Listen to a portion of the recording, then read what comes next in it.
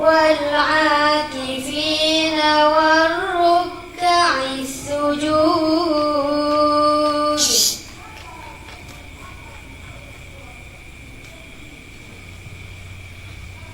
وإذ قال إبراهيم رب اجعل هذا بلدا آمنا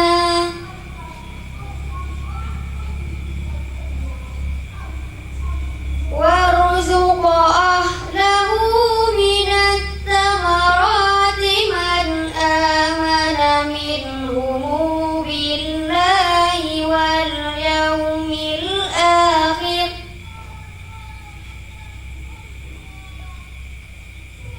قال ومن كفر فأمتعه قليلا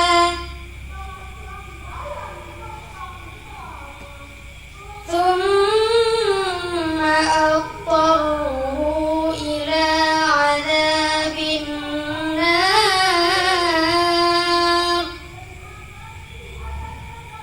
وبئس المصير.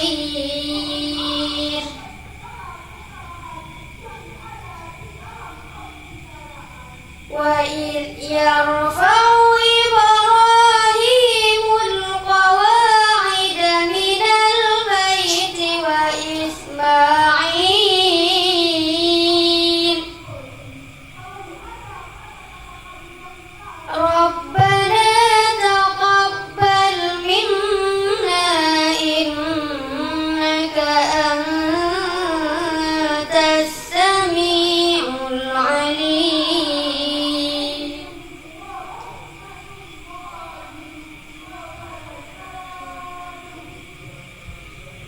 ربنا واجعلنا مسلمين لك ومن ذريتنا أمة مسلمة لك وأرنا مناسكنا وتب علينا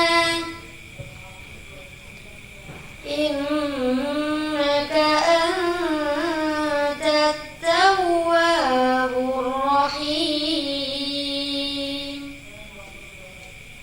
صدق الله العظيم.